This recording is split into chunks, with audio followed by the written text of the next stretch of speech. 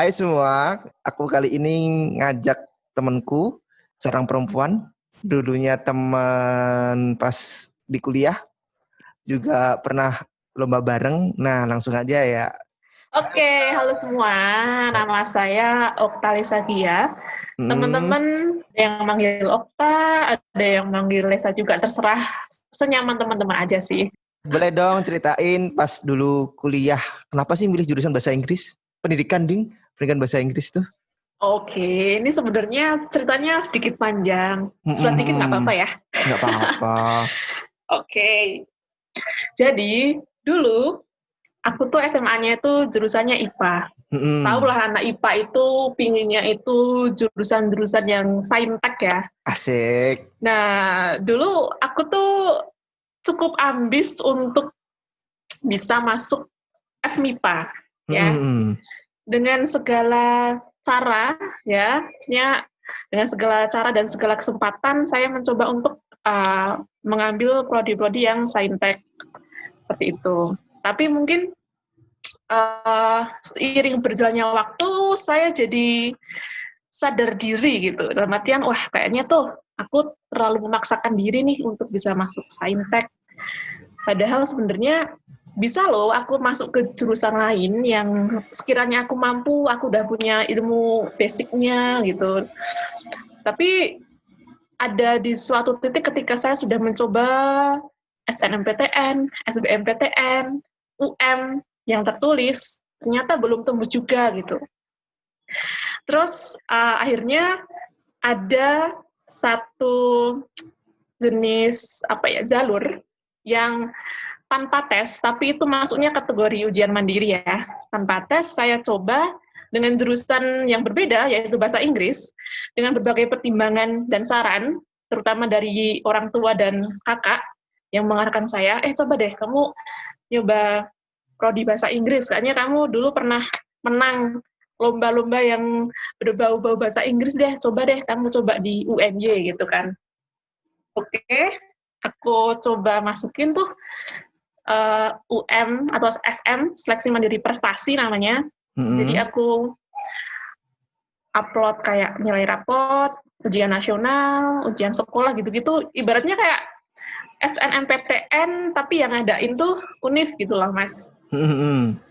Oke, aku Terus? masukin, ya udah ada piagam juga dan akhirnya waktu-waktu yang saya tunggu datang dan akhirnya lolos. Nah, di situ ya namanya juga orang habis berusaha dan gagal, terus lihat pengumuman itu lolos tuh kayak ya Allah, terima kasih alhamdulillah telah dikasih jalan gitu dan kayaknya ya Allah, aku tuh udah belajar, udah les SBMPTN yang tes-tes gitu tuh nggak pernah lolos, tapi dikasih Mm. jalannya tuh yang tanpa tes. Jadi oh Allah, alhamdulillah ya Allah, walaupun mungkin itu bukan jurusan pertamaku, tapi ternyata lewat bahasa Inggris itu membuka jalan saya untuk mengekspor banyak hal dan mengantarkan saya ke beberapa tempat juga. Dan saya As harus sangat bersyukur ke situ. Asik. Tapi nggak nyesel kan sampai sekarang tuh pilih pilih Enggak pendidikan bahasa Inggris tuh lah, nggak nyesel kan?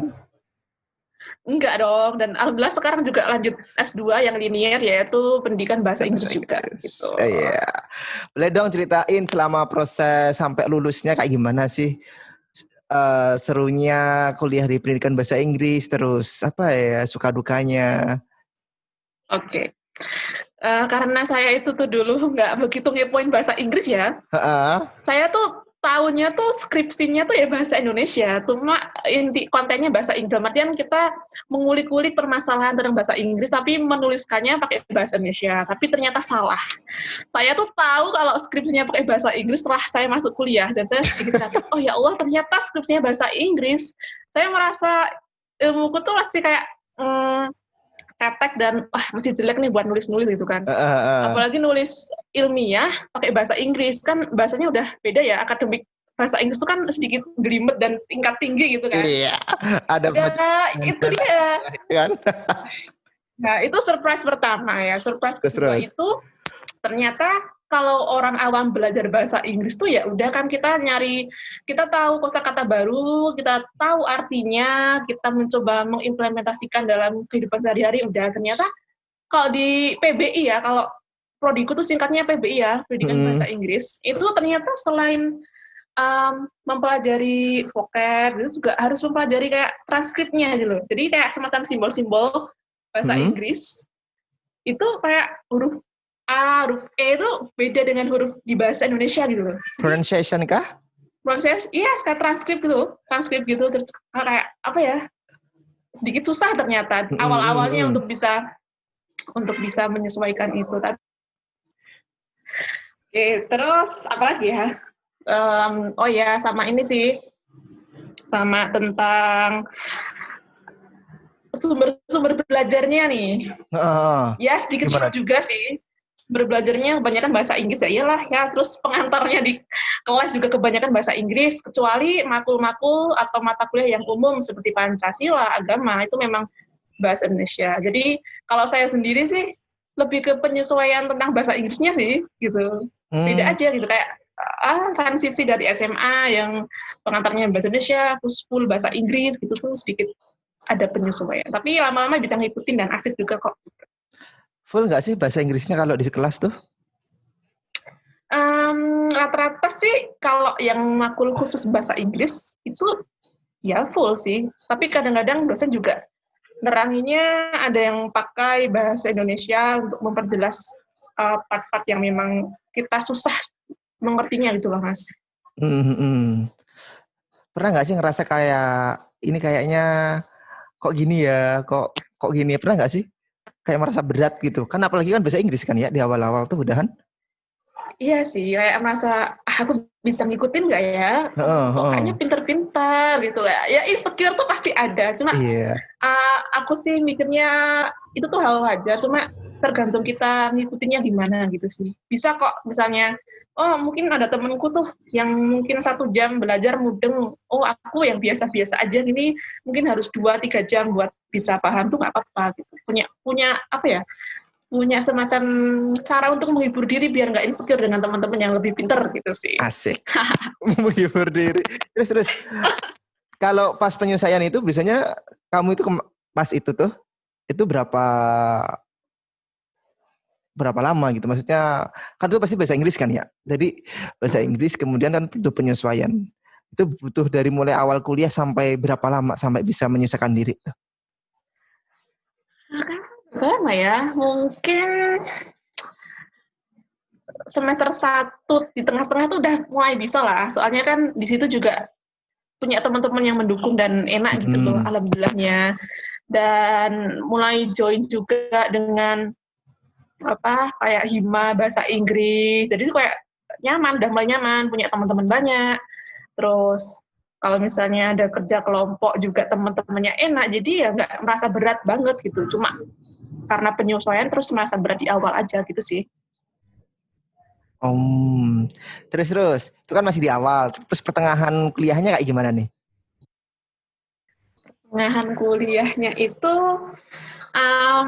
lama-lama tuh yang namanya mungkin semua orang yang kuliah tuh awal-awal kayak seneng semangat gitu kan. Terus ya lama-kelamaan tuh ya kayak ada berubah, mungkin wah ternyata kok susah ya, makin lama kok makulnya makin jelimet, makin susah dipahami. Itu wajar sih, ada ups and downs-nya sih sebenarnya. Apalagi udah mulai semester berapa ya, tengah-tengah tuh 3, 4, 5 lah, itu kan udah ada kayak makul-makul kayak pengembangan materi gitu kan. Terus tentang disuruh bikin aplikasi pembelajaran, itu udah mulai sedikit berat sih, tapi menurut aku di situasi yang seperti itu malah kita jadi banyak belajar gitu loh. Selain belajar tentang ilmunya sendiri, kita juga bisa belajar tentang kerjasama dengan teman tim, kelompok gitu. Melatih kita untuk problem solving, melatih kita untuk bernegosiasi dengan dosen, Pak tolong diulur dong deadline-nya gitu. Sama ya, juga melatih kita tentang komunikasi dengan teman-teman sih. Gitu. Jadi gitu deh. Ini ada pertanyaan yang gelitik sih. Kan itu kan pasti bahasa Inggris kan ya? Dan itu pure 100%? Apanya Mas? Ya selama proses sampai kuliah, maksudnya selama dari awal kuliah sampai akhir, apakah sebagai mahasiswa juga harus ngomong bahasa Inggris ke dosen? 100%? Ya, dituntut untuk ngomong sebisa mungkin pakai bahasa Inggris, tapi ketika kita memang tidak bisa mengekspresikan pertanyaan atau mungkin tidak bisa mengistilahkan, it's okay pakai Mm-mm. bahasa Indonesia gitu sih.